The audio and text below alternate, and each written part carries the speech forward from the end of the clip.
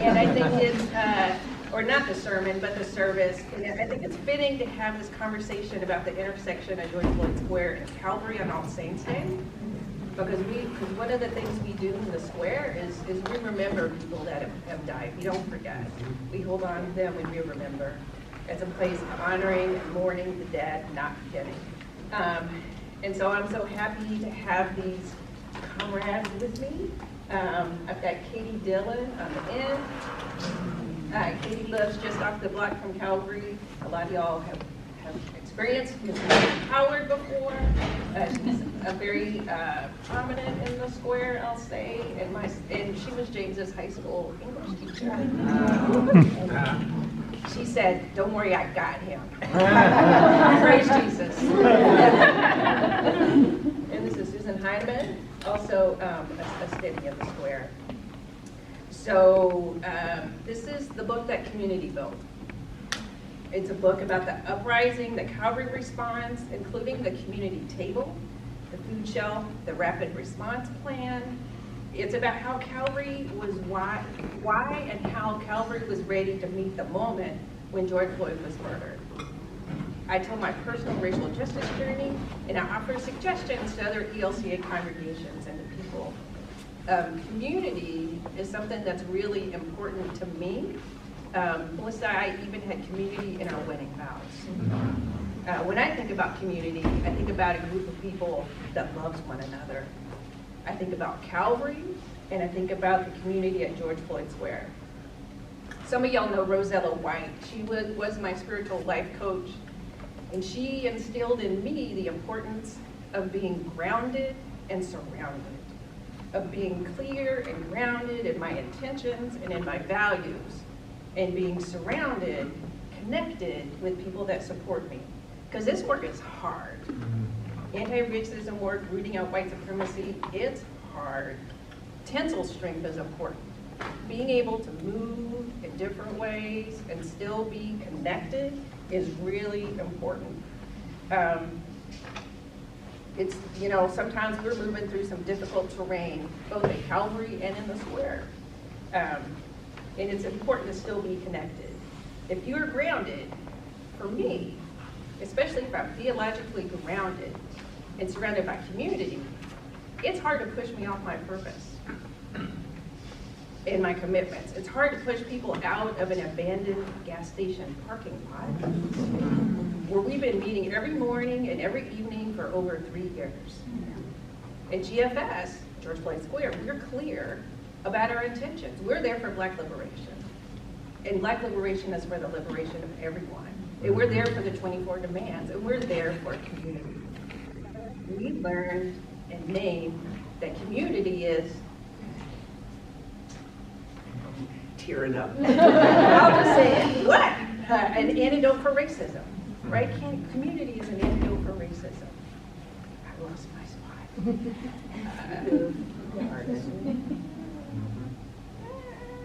Okay. Yeah. Really coming together and having hard and honest conversations and loving each other and then coming back again the next day. That's the antidote. And we do that at the square, we do that at Calvary. A central theme of the book is why and how Calvary was ready to meet the moment when George Floyd was murdered. I think Calvary is special. I could be wrong, I don't think I am.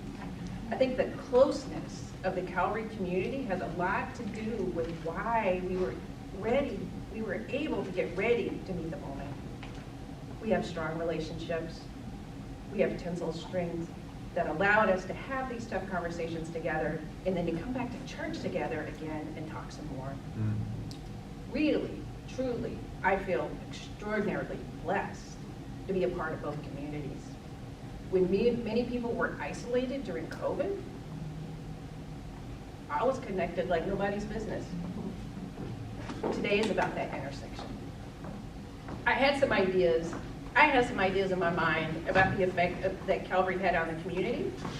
So it was eye-opening to talk to the neighbors to see what they thought about it. Before we really get going, I have a warm-up question for my friends up here about the banners that we have. Because we have a lot of talk about the banners. What was your impression for in the city for good. And I'll start with you. Oh gosh, okay. And remind me when they went up. In the city for good went up a long time ago, before I was there. Long time. Yeah. Okay. Okay, so just for like geographical grounding, so I live on the 3800 block of Chicago, right? So like out my front door, I can see Calvary because I'm like diagonal across the way. And I'm a member over at Plymouth Congregational up at Nicollet and Franklin, and so I feel like my sort of orientation is also from like a faith perspective. And my own faith community has gone through a lot of different conversations around what it means to be kind of a big white institution in the city. And so I think when I sort of, well, okay, I walk my dogs, I take my kid to the park, so I'm constantly seeing Calvary like in my day-to-day. And when I noticed that sign, I remember kind of coming back to it again and again, like what does that mean in this space, in this city, in this neighborhood? And it would sort of spark in my mind, like, I was curious, what is Calvary doing? And like also, it would give me introspection. What is my own faith community doing? How are we having conversations around what it means when like the neighborhood is gentrifying, in what is historically a black neighborhood, Bryant, across the way. So, yeah, I think it just really sparked a lot of curiosity, and I think not really knowing a whole lot about Calvary, it really was intriguing, and I thought how important that they're sort of putting it out there to say like this is where we stand. I like that this is where we stand, because obviously you can read it both ways, in the city for good or in the city for good. And I too have been a resident in the Bryant neighborhood on the block over. And so from when my daughter was a preschooler going to Phelps Park, which is right around the way, until Calvary actually had a little school within the church where the kids would go on a line, all like little ducklings, to the park, right, to play. This idea of having a banner with this like suggestion of a mosaic, right, that they are in the city for good.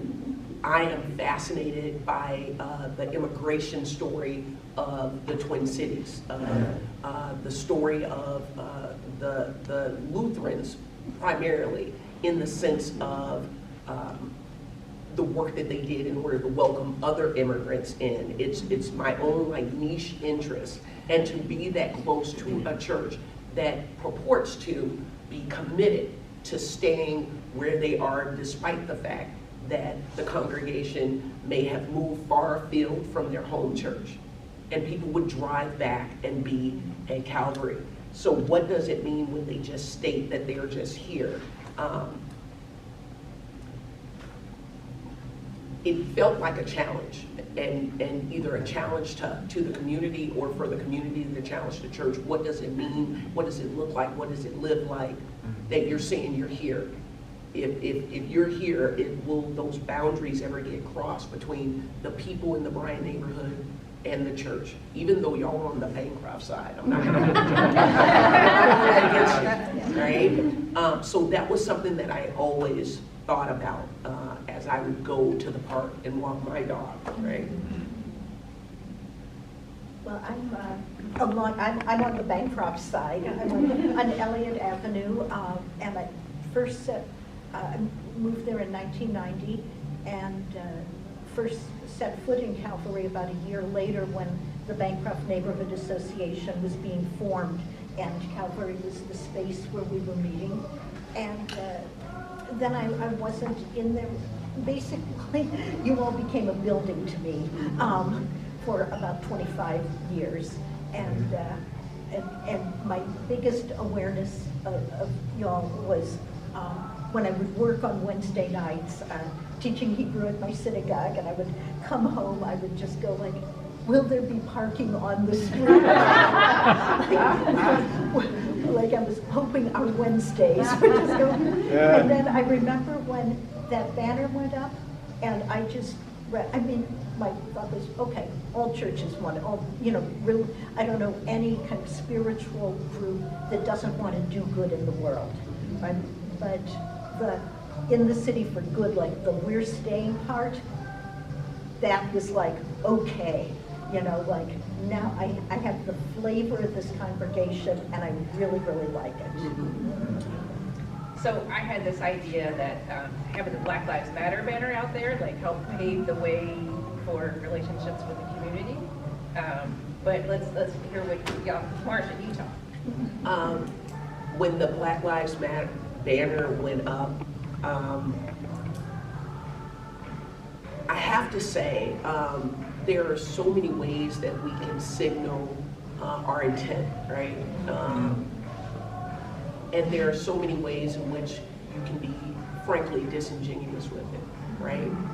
You all know, because you all were here during the uprising where people put Black Lives Matter banners up as if it were the blood of the Lamb, so that the plague of protest would pass their institution, their home, their business by.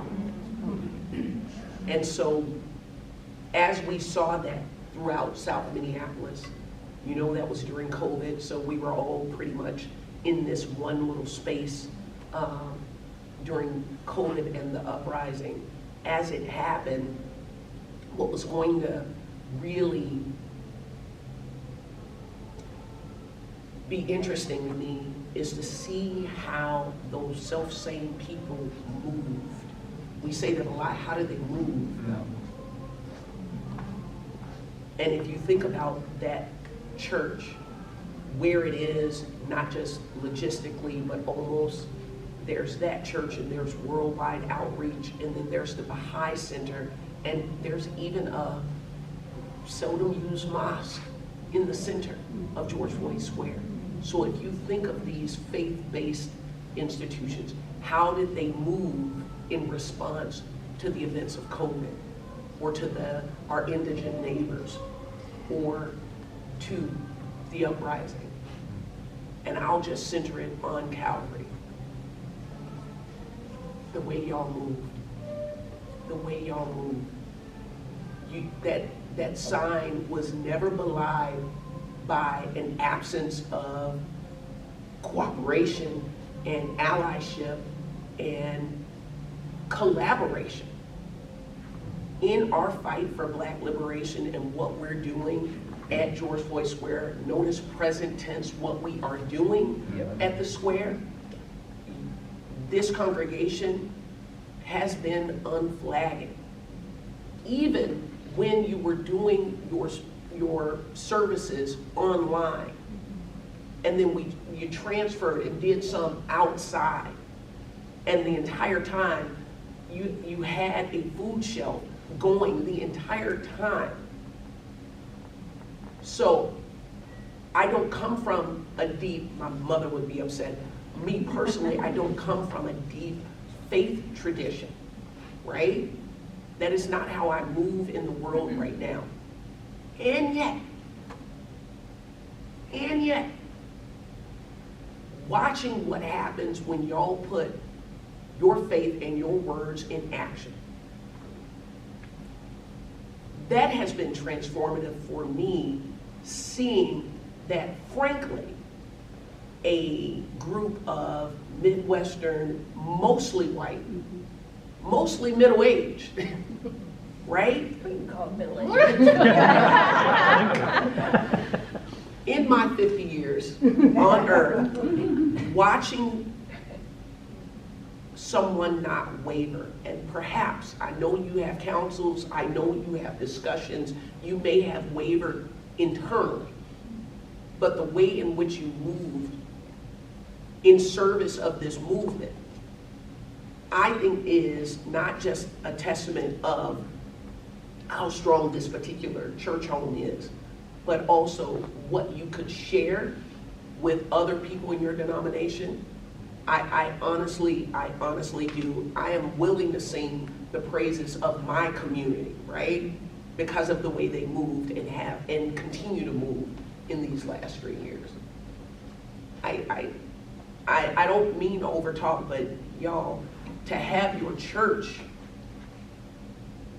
plan evacuations as a contingency when they knew that the city might roll us, to have people come, mind you, during a pandemic, we're outside, we're planning, taxing people to safe zones, making sure there's food, making sure that there is rooms where people can charge, where, we need a kiddie pool where people can maybe perhaps wash tear gas off their faces. But we need to talk to the congregation. We got to figure out insurance. Like, can we do this at Calvary Lutheran?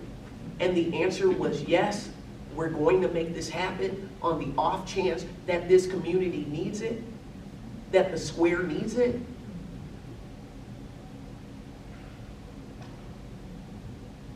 We have stone suit a revolution. And y'all all contributed. And our neighbors, our comrades, this one right here, by mouth alone.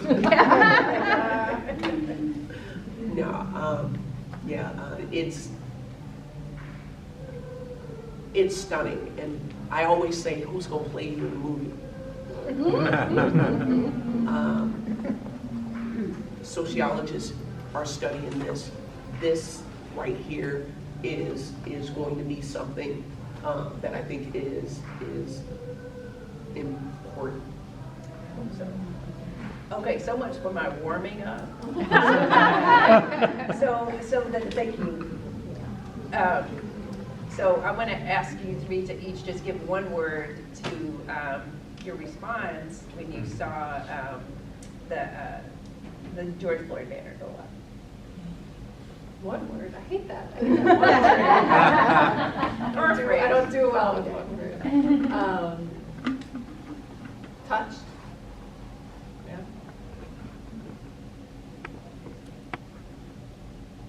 You know I can't do one. I am genetically and ethnically injured. Okay. I think my word is still, because I could say something about it coming up, but what's touched me most is that it's still up. Oh, it's still up. Okay. So raise your hand, Scott and Angie. So that's the parents of the artist. You got a word or a sentence? I was moved. Y'all know, there's a phrase when someone of African descent is lynched. A phrase that dismisses their humanity or denigrates their character in order to justify death at the hands of the state, because we know that the people that we empower to enforce the law, the long arm of the law is part of the corporal self of the state. And we must take responsibility, all of us, right, for what those people do, because they do that in our name. So the knee-jerk reaction to that is to say, well, they were no angel, right? Yeah. They were no saint. And we will nitpick the character of a person to death in order to subtly or very overtly say they were worthy of death. So to see the image of George Floyd recently murdered, recently lynched, but also known as someone financially unstable, known as a tall, imposing black man, known as someone who may have used substances that were illegal, to have the iconography of the halo of words around his head, knowing that in a lot of quarters, this church body would get backlash for sanctifying a person who just happened to be killed by a police officer. People will say, how dare you? How dare you? And yet, is it not a form of martyrdom? Because he died for me. That could have been me, or my daddy, or my brother. Could have been. Could have been. And that's the rub, right? It could have been anybody that looked like me, right? And so the recognition on that building, I think that causes the same amount of reflection that back in the day in some medieval church, stained glass would have you sit there, whether you were literate or not, and just reflect on these pastoral scenes, right? You walk past this church and there's no question where y'all stand, even though you're an institution, right? There's no question where you stand. And so, I feel like it's almost this sort of anchor. It's an anchor at the mouth of the square. They have to pass that before there was a fist to pass, right? Before there was a barricade,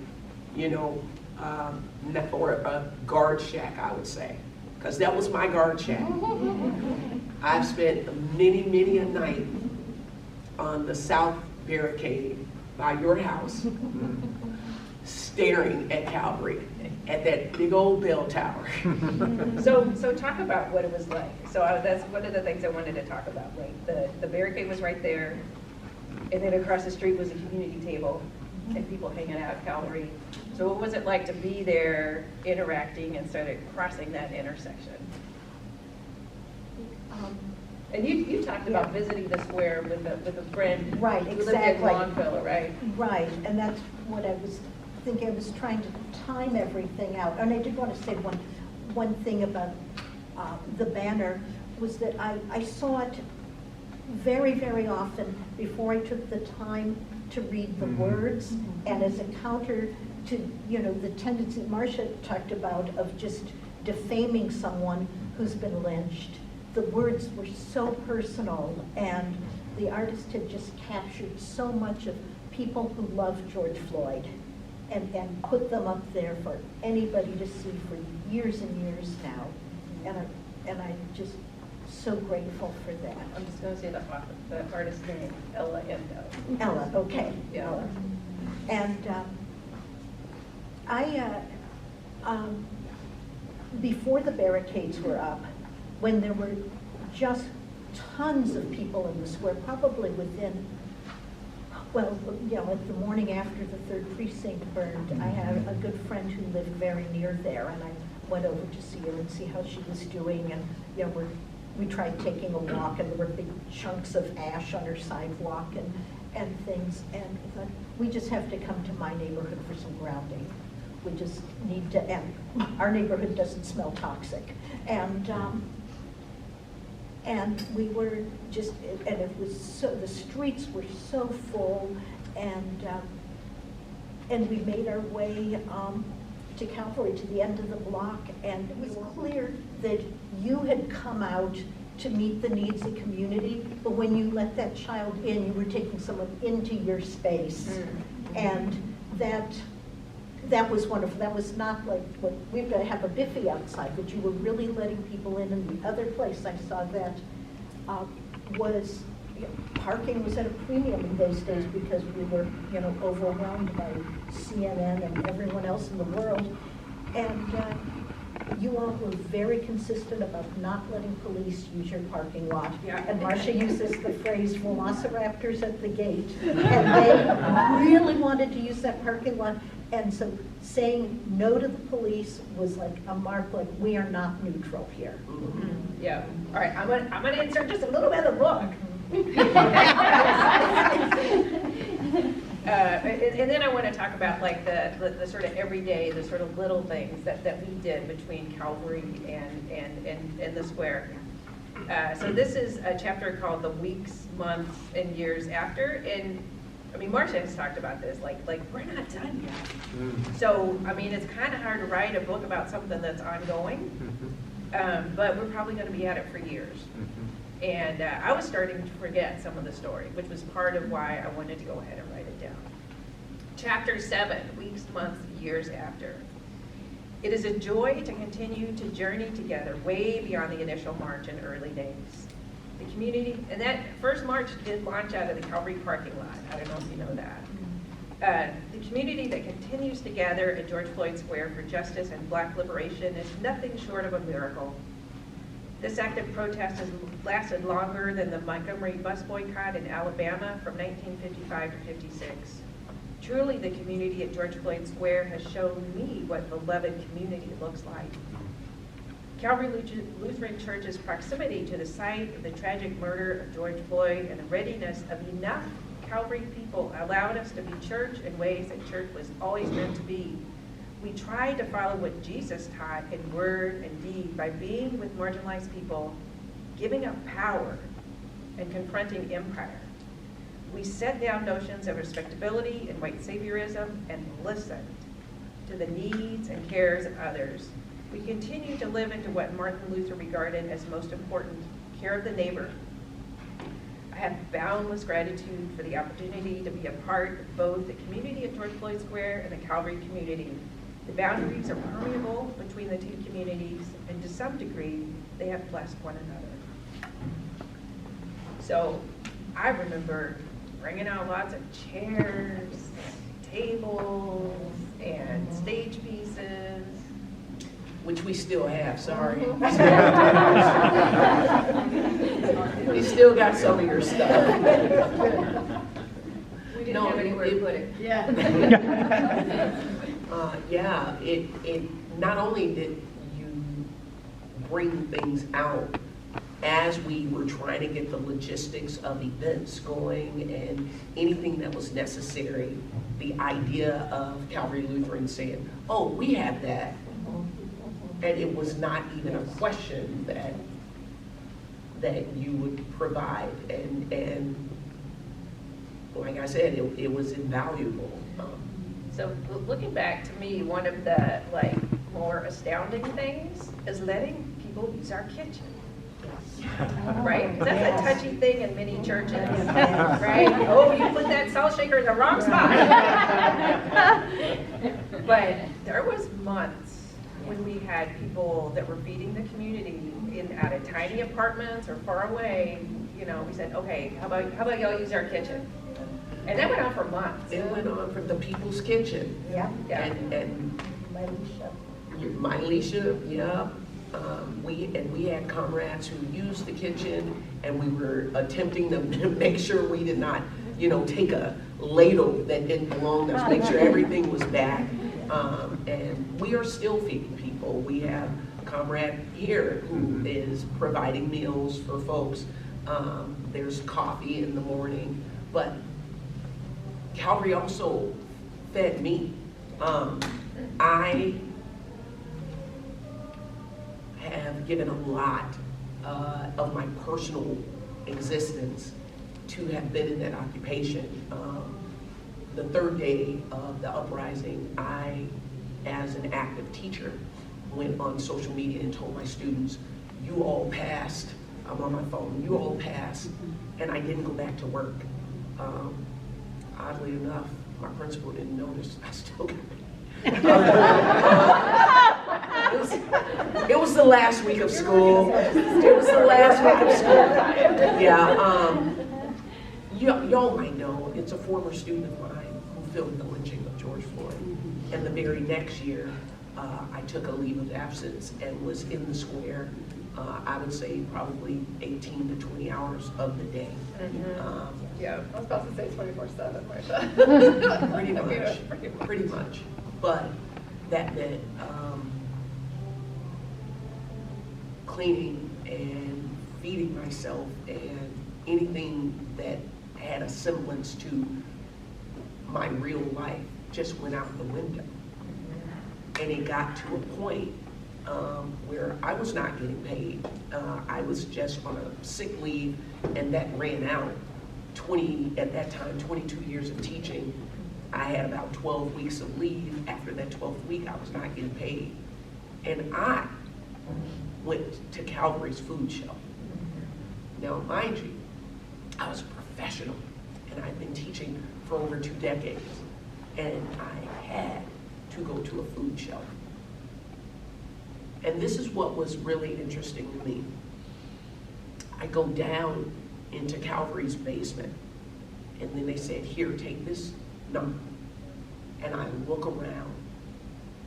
I grew up as a child of poverty, and I have been to many a service as we waited to get a meal.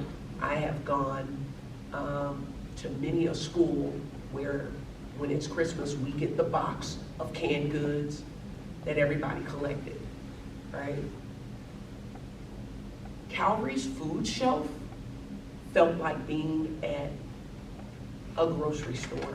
It was the most dignified experience I've ever had, going hat in hand for something that was free. And I'm telling y'all that do never underestimate how important allowing people to have dignity in their need is, which is why a block and a half away in the square, we attempt to make sure that we greet all our neighbors, our comrades, our wayfarers with that same amount of dignity. You are here, we don't own nothing but the 14 inches under our feet. If you are here, your family. Isn't that the Olive Garden? And we're your community. And I was able to get the food, go home. And I mean, it was good food. It was good food, right? And I got myself together and actually had the wherewithal to apply to get, actual FMLA leave, and didn't need to go back to the food shelf. But I was able to direct people to it with the assurance that they were going to be treated with dignity and given good food. I appreciate it. I appreciate it so much. I just remembered one thing that happened that I think not many people know about, but we were, people were negotiating with different council people and trying to find a quiet place to talk. And so Pastor Hans gave up his office at Calvary to have a meeting between a few of us from George Floyd Square and Councilmember Andrew Johnson. Mm-hmm. Yeah. Yeah, we had super secret, not so secret negotiation meetings for the 24 demands in Calvary. Yeah. We also had super secret, not so secret defense and logistics meetings. I finally got to go up into that bell tower, and it was absolutely scary.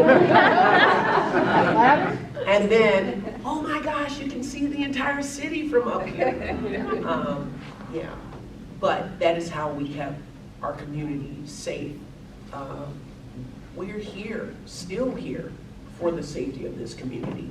We live here. I've been in that neighborhood for 25 years. And when we go out into the square, we're thinking about your little one, we're thinking about other people's children. We're here for Black liberation and the safety of this community, and I'm not willing to trade one for the other. And I don't think you have to. It's all connected, and we're all connected. I'm gonna read another little part. It's just like we're in an English class.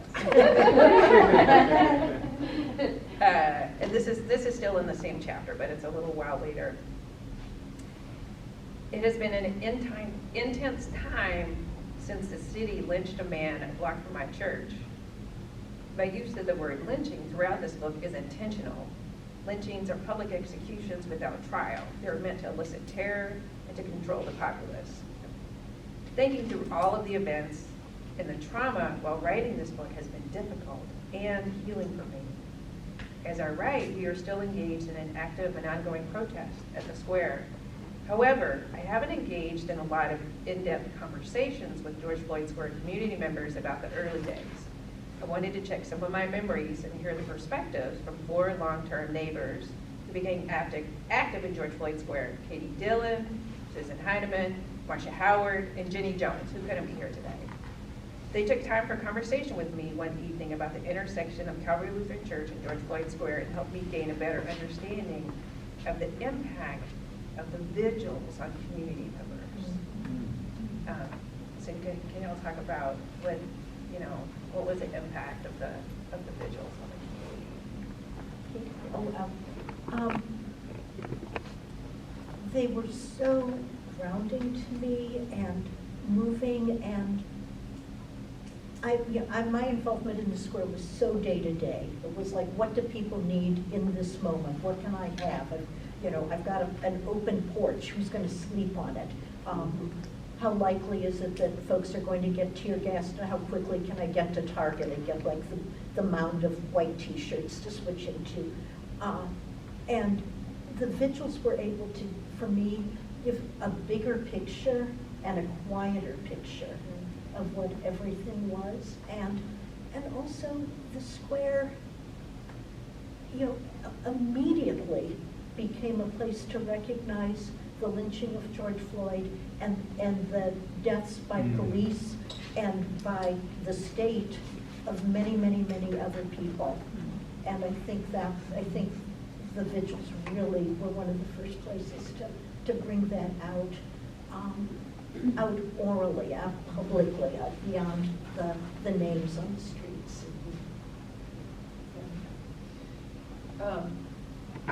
So I used to have a stump. The city had cut down my ash tree in front of my house, and so I used to, like, in the very, very early days, within the first week, I would go and I would stand on the stump and I'd kind of like look, I'd look this way, look that way, just to kind of like get a sense of what was going on. And at that time we were using like everything you could possibly think of for barricades: cars, dumpsters, pallets, just all sorts of stuff, right? And at one point somebody had draped across the street a banner that was just like a handmade banner that was like painted on some cloth, and it said, "This is a sacred space." And it sort of sunk in at that moment of, that's what this is. This is a sacred space. Like, as a physical location, it is hallowed ground, it is sacred space. And I think that from I think the beginning, like the way that Calvary was able to live into that. And so here I am, I'm on my stump and I'm looking this way and I'm seeing, there's a square. At that point there was, there had been a circle of flowers laid right in the intersection. There's the banner that says sacred space. I look this way and then there's the bell tower, there's Calvary. And so it's this space and how to live into that and make sure that people can have the space and have the, take those moments when we're afraid about, white supremacists setting things on fire, when we're afraid about getting tear gas, when, the National Guard is marching on in. You can't overstate the importance of it, because you have to remember that you're human and you're in this community and there's something bigger going on. So I think that's just so incredibly important to continue to revisit.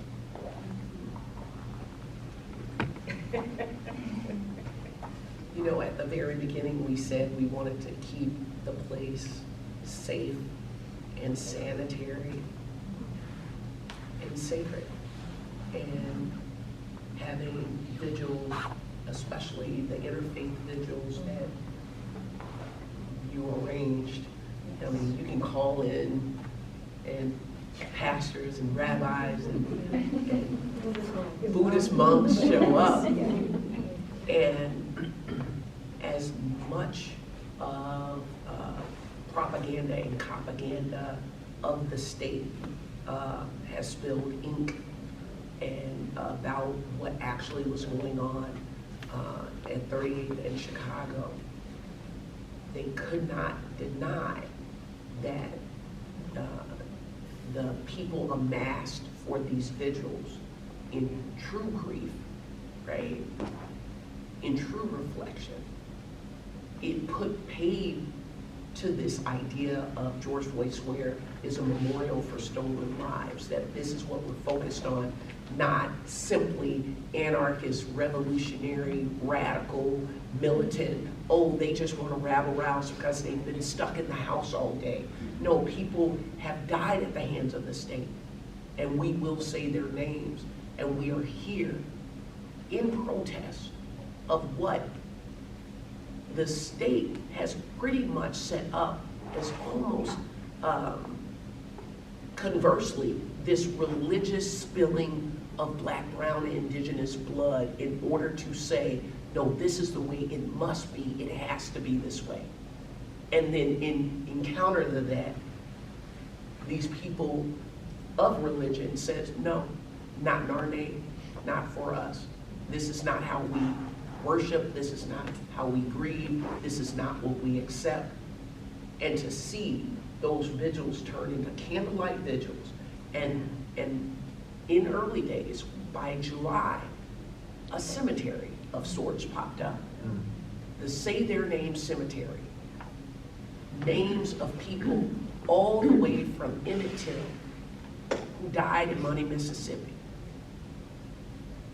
These symbolic tombstones became more than just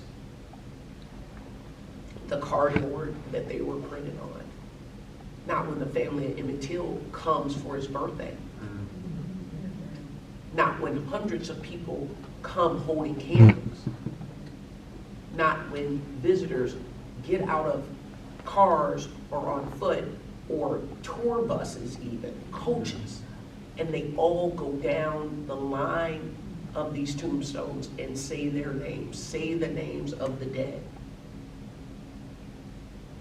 Lending true religiosity and sanctifying that space is important. Whether a person is coming from a religious background or not, the respect that you have, that those of faith have been on this ground, have made it hallowed, right? And you'll see it in our tone, because George Floyd Square, yes, is a place of protest, also a memorial, but we have birthday parties and we have fun, because it's been 3 years and a community is a community. And yet, our tone change, our demeanors change when it comes to that moment of sanctity, that moment of reflection for a human life lost. The fact that you continue to arrange these vigils. If we need a vigil, Calvary, like, I got you. And it's so absolutely heartbreaking that we have to. Absolutely. So I want to say a couple things about the vigils. The first one's probably going to make me and Marcia cry, but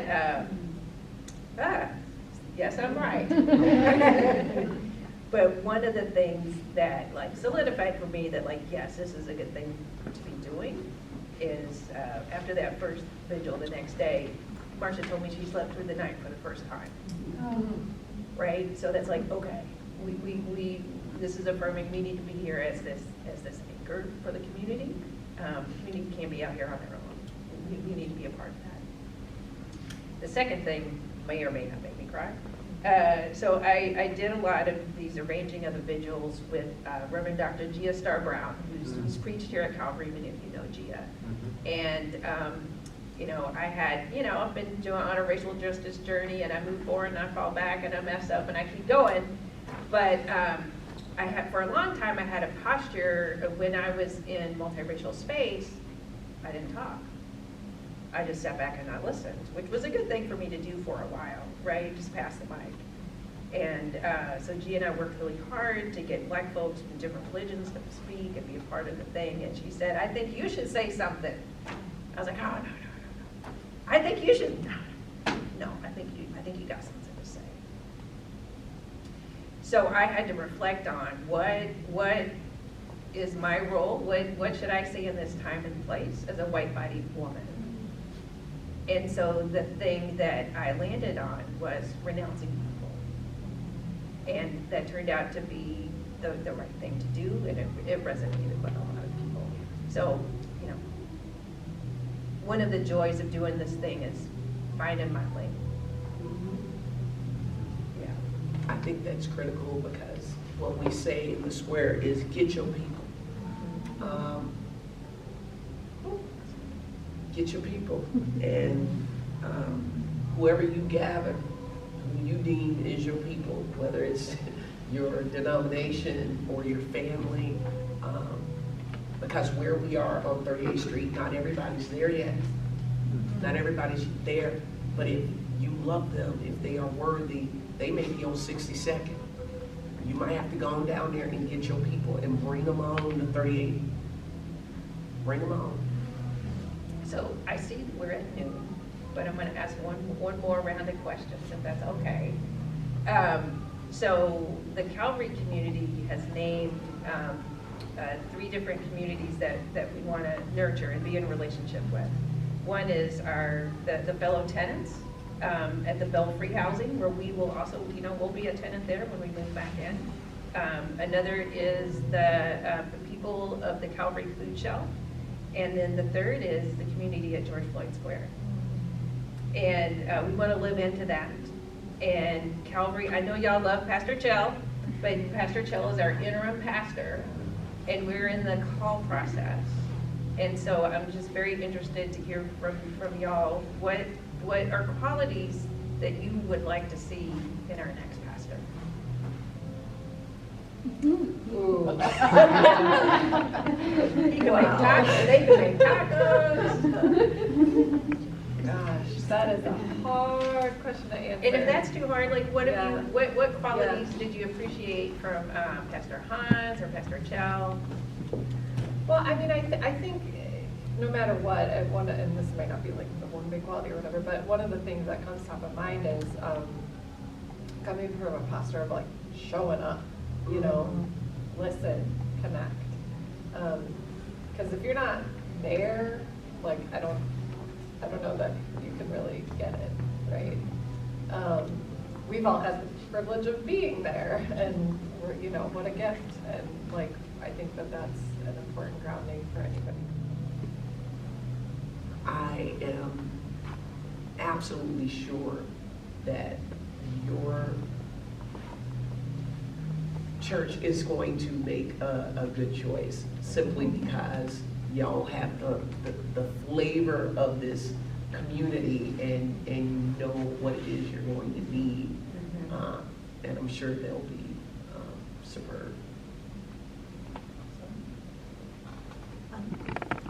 I mean, I've known from early on that Marcia is a high school teacher, but for virtually everyone else I've met in the square, nobody led with their resume.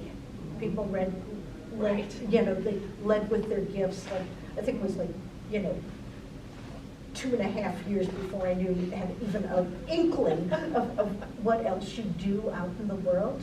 And I really appreciate that Pastor Hans and Chell continued that, right? Like there was, I'm sure there are tons of people who have taken coffee with you in the morning who have no idea that you're a pastor.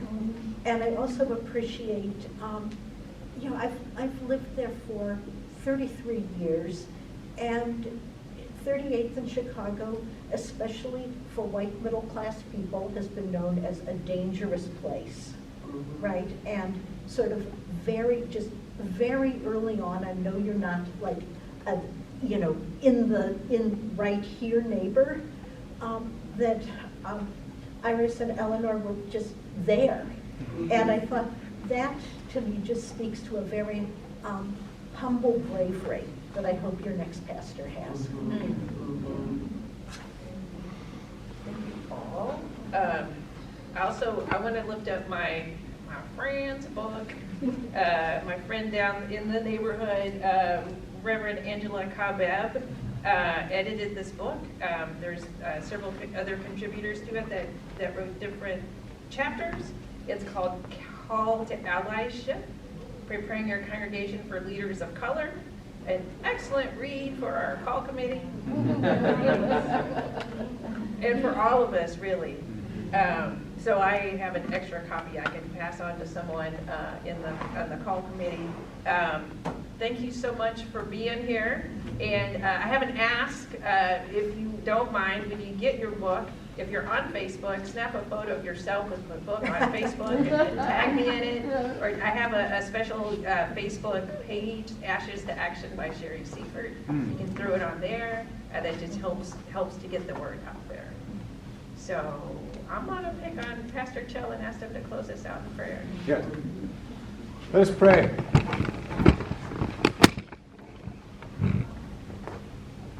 Dear Lord, you always show up for us.